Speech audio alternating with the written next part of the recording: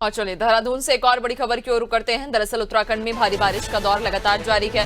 कई क्षेत्रों के मार्ग बारिश के कारण प्रभावित हुए हैं। बारिश और भूस्खलन से कुल 124 सड़कें बंद हो गई हैं। बाधित मोटर मार्गों को खोलने के लिए लगातार प्रयास किए जा रहे हैं। शासन स्तर पर ये अपडेट्स भी लिए जा रहे हैं। तो उत्तराखंड में भारी बारिश का दौर जारी है।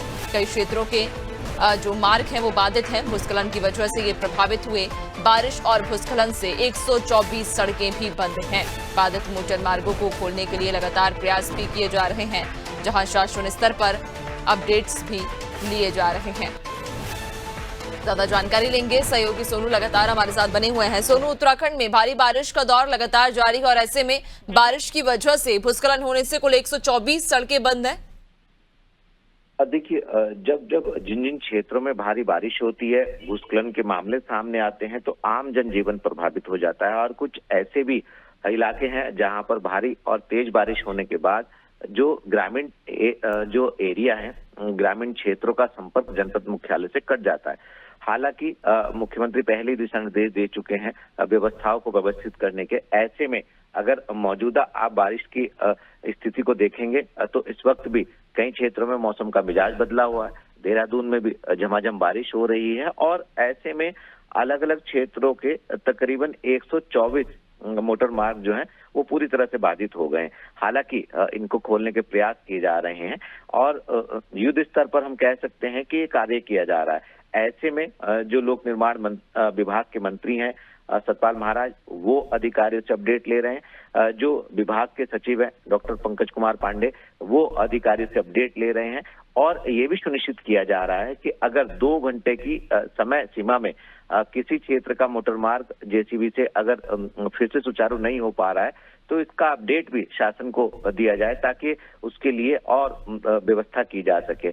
और खास तौर पर जो चारधाम यात्रा वाले मार्ग हैं, यहाँ पर ये ज्यादा गंभीरता से कार्य किए जा रहे हैं कि यात्रियों को परेशानी ना हो। चूंकि बारिश का सिलसिला लगातार जारी है और ऐसे में भूस्खलन के मामले सामने आ रहे हैं। कई क्षेत्रों से अतिवृष्टि की भी सूचना सामने आई है और ऐसे में जो नुकसान हो रहा है उसके बाद जो राहत और बचाव कार्य हैं उसको कम से कम समय में कैसे किया जा सकता है। और यही वजह है कि विभाग के स्तर पर एक ये भी रणनीति बनाई जा रही है कि इस तरह के आपदा जैसे हालात से निपटने के लिए जो अन्य राज्य हैं वहां की जो व्यवस्था है आपदा से निपटने की, उसका भी जल्द अध्ययन करने की कोशिश की जाएगी। तो कहीं ना कहीं प्रयास किए जा रहे हैं कि कैसे जो प्रभावित क्षेत्र हैं, जो प्रभावित मार्ग हैं, जो बाधित हो गए हैं, उनको फिर से खोला जाए और लोगों को परेशानी ना हो, इस पर फोकस किया जाए। बिल्कुल, यानी कि लगातार स्थानीय प्रशासन लोगों को कोई असुविधा ना हो इस बात को पर तो ध्यान देख ही रहा है। लेकिन जिस तरह से जो खबर सामने आ रही है कि कुल 124 सड़कें बंद हैं और ये सड़कें बंद होने की वजह से आवाजाही भी कहीं ना कहीं प्रभावित हो रही होगी। और दूसरी ओर चारधाम यात्रा अभी भी सुचारू है, जारी है। ऐसे में यात्रा को लेकर क्या अपडेट है सोनू? अगर जो दर्शक हमें देख रहे हैं और जो यात्रा अपनी आगे समय में प्लान करना चाह रहे हैं तो क्या अपडेट है चारधाम यात्रा को लेकर? देखिए नैन्सी, लगातार सरकार की तरफ से अपील की जाती है।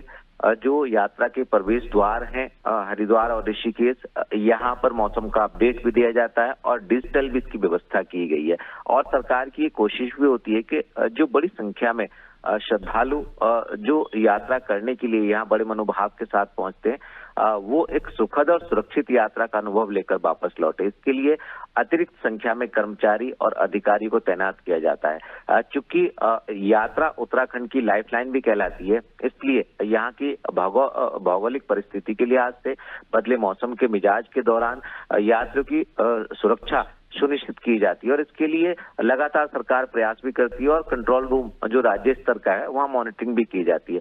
अगर हम यात्रा की इस वक्त की अपडेट की बात करें तो सभी मार्गों की जो यात्रा है वो सुचारू है और सुरक्षित यात्रा हो, इस पर फोकस किया जा रहा है। और कहीं से कोई भी सूचना किसी भी तरह की मौसम के अपडेट की या भूस्खलन की या नदियों के जल स्तर के बढ़ने की आती है तो तत्काल इस पर जो है वो सतर्कता बरती जाती है। खास तौर से जो रेस्क्यू टीमें हैं, एनडीआरएफ, एसडीआरएफ, एयरफोर्स के जो विंग है उनसे भी समन्वय स्थापित किया जाता है। स्थानीय पुलिस प्रशासन, स्थानीय प्रशासनिक अधिकारी, पर्यटन पुलिस, ये सभी आपस में एक दूसरे से समन्वय स्थापित करते हैं और जो कंट्रोल रूम है वहां से अपडेट्स भी लिए जाते हैं और समय समय पर न सिर्फ मुख्य सचिव, मुख्यमंत्री आपदा कंट्रोल रूम पहुंचकर औचक निरीक्षण करते हैं, बल्कि अभी कुछ समय पहले तो उत्तराखंड के राज्यपाल भी आपदा कंट्रोल रूम पहुंचे और उन्होंने भी स्थिति का जायजा लिया कि आखिर पूरे प्रदेश भर की वर्षा के दौरान जो है किस तरह से